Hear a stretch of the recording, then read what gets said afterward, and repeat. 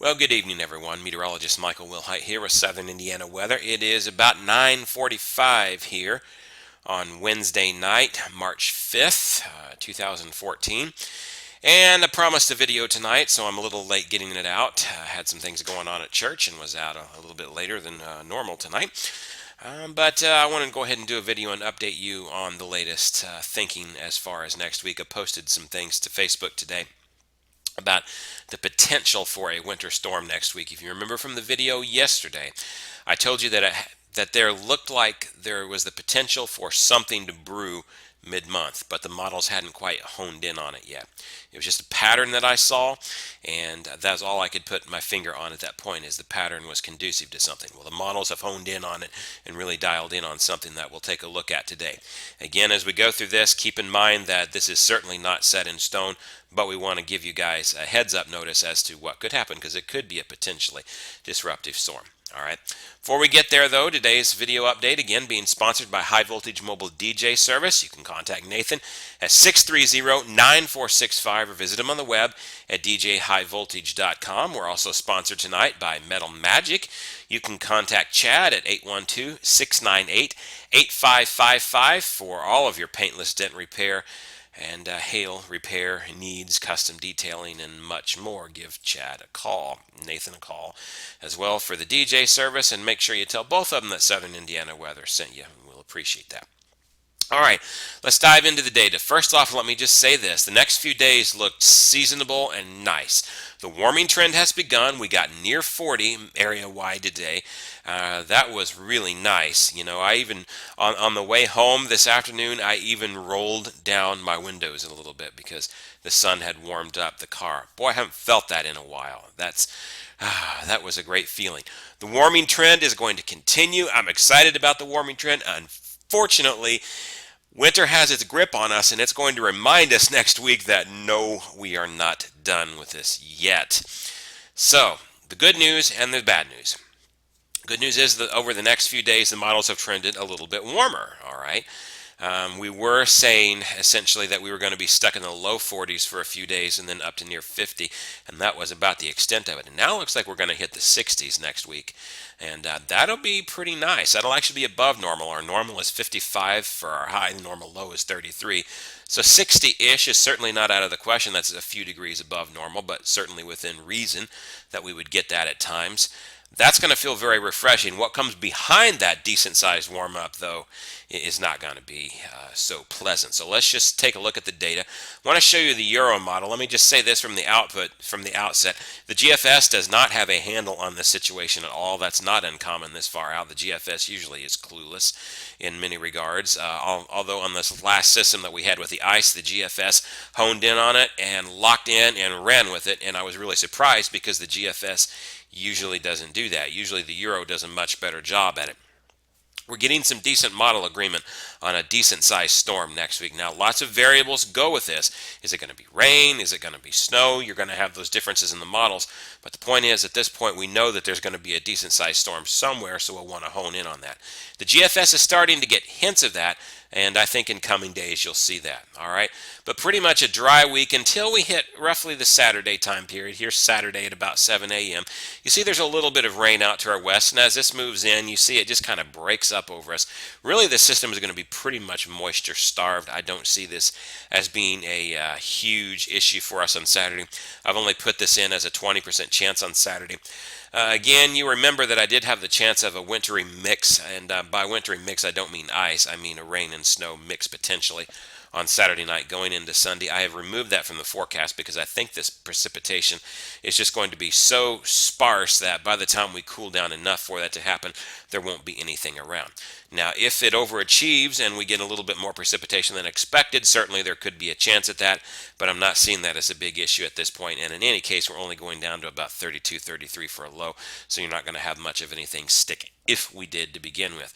Don't see Saturday as a big deal. I see that as more isolated in nature. Then we start the nice warming trend, even though we have a cold front move through. It's a very minor cold front, and we don't cool down very much. As you go throughout the time period, you see that we stay here excuse me, here I get the right one. We stay pretty much mostly dry until you start to get into the Wednesday time frame. Here we are in the afternoon on Tuesday. You see this storm system brewing to our west, and you see this low pressure system right down here starting to form. And then watch how it moves over us. And so this is what we're looking at now, 8 a.m. on Wednesday. Looks like our high temperature on Wednesday, at least according to the Euro model, is going to be reached at about 8 a.m. and that we're going to fall during the day as this moves through. And then watch very quickly how we go from 1,000 millibar low to a 996 millibar low, and then we go right after that to stays 996, then to a 992. Rapid strengthening of this low as it moves through. But what also, watch what this does.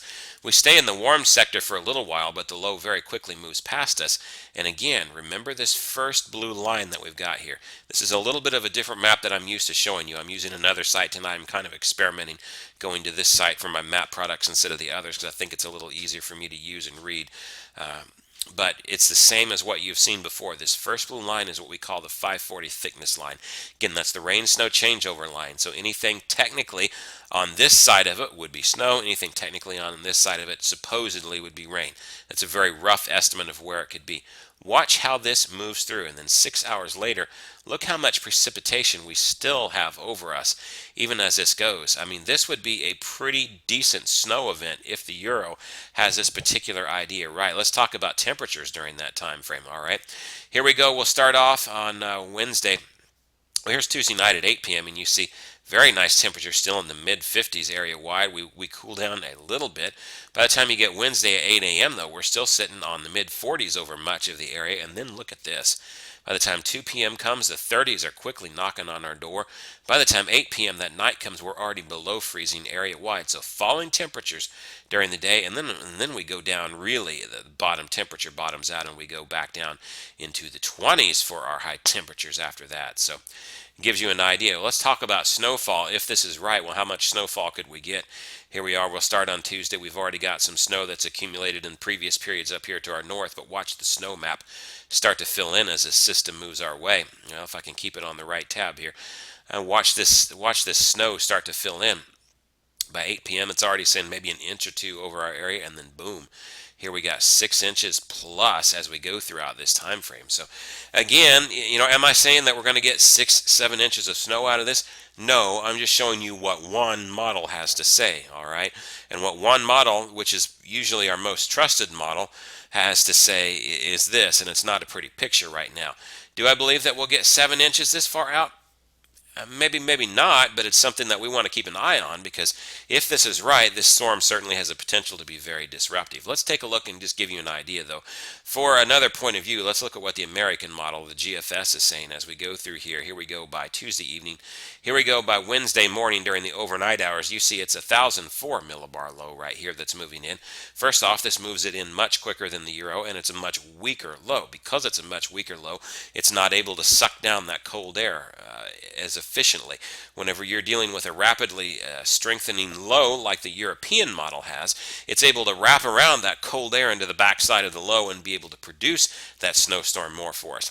With a weaker low like the GFS has, there's just no chance that it would be able to do that. And so as you see this move off, you see, it does, the blue line finally does move over us, but only after the precipitation has all gone through, so there would be no snow with the GFS model. In fact, we would stay sort of on the warm side of this until we cool down. It does indeed cool us down, not quite into the 20s, but as we take a look through this, let's just go through it. And you see we stay here in the 40s by 8 p.m., and then we go down here into maybe the mid-20s, and we respond back up to warming up again the next day. So you get the idea with the GFS that their storm is still there, okay? It's just a weaker storm, a much weaker storm. So we will see whether or not the GFS holds to this idea in coming runs. The reality is the GFS oftentimes doesn't see these things as quickly as the European model does. So we'll see in coming days whether the GFS starts to lock in on this idea. Regardless, the GFS does see a storm system. It just sees a much weaker system. So we're pretty confident that something's going to happen during this time frame. It's only a question of what, and those details can be worked out in coming days. And just to give you an idea of what some of the other models are saying, we can take a look at the JMA. I don't show you the JMA very often, but It's another model. It's the Japanese model, and it shows a pretty decent sized storm system moving through as well. Keeps us on the warm sector, and then, yeah, boom, it takes us on the cold sector by Wednesday night as well, well into the cold sector with a decent amount of snow with it as well. So that's certainly one that we will have to watch out for. Canadian model, again, this is the site that I'm used to showing you, and the Canadian model shows up better on this site, but again, gives you the idea. Again, here's that blue line, and notice there's snow in the region. It just confines it a little bit more to the north and has more minor totals for us, slams northern Indiana with those heavier totals. So again, what I can say out of this with confidence is the Canadian model, the European model, and the JMA, and the GFS for that matter, all have a storm system in the area next Wednesday the 12th. The JMA, the Canadian, and the Euro all take it as a snow event for us on the back side of it after we get some rain. Only a question of how big. The Canadian gives us small totals. The JMA gives us heavy totals, heavier than what the Euro does. The Euro gives us 6-7 inch totals. So, and the GFS gives us absolutely nothing with no snow. So pick your poison. Which one do you want? Most of us probably want the GFS because we're sick of snow. But unfortunately, the GFS doesn't have the better track record at this point. Again, we'll monitor that in coming days. Just to show you the idea, again, that the GFS has not caught on this, if we just take a look at the raw temperature data for the next coming days. Here we are by March 12th. It's got us with a high of 46, only goes down to 37 for a low. Not so fast at all if we take a look at what the Euro model does. Here's the 30, the red is your 32 line. Boom, yeah, we start off on early Wednesday night, decent, but boom, we plummet after that. And then notice the blue down here is your precipitation. And again, you have snow forming during that time. So two extremely different pictures. We'll see which one will win in coming days. But for right now, we'll just say this.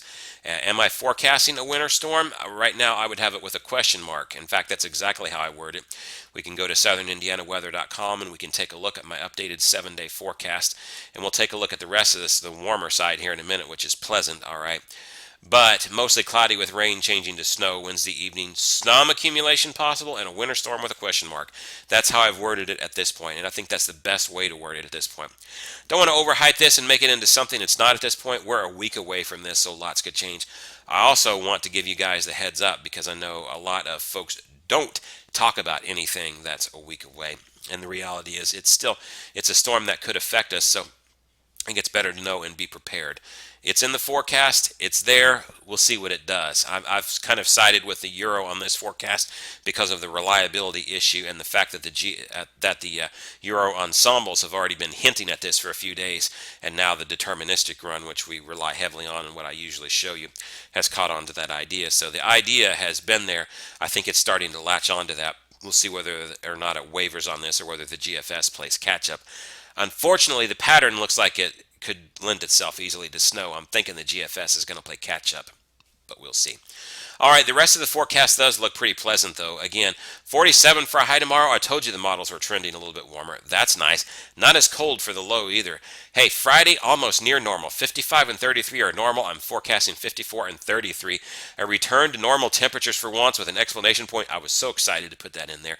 I'm sick of the cold weather just like you are. Unfortunately, though, we get some decent temperatures here, and then the bottom falls out next week. But before we get there, 61 on Monday, 64 on Tuesday. Won't that be nice? But isn't that just like Indiana weather to get the 60s before we go into potentially a major snowstorm? Now, the other thing I might point out here that I've already been asked, what about severe weather on Tuesday? Because if we warm up to the 60s this time of the year, could we?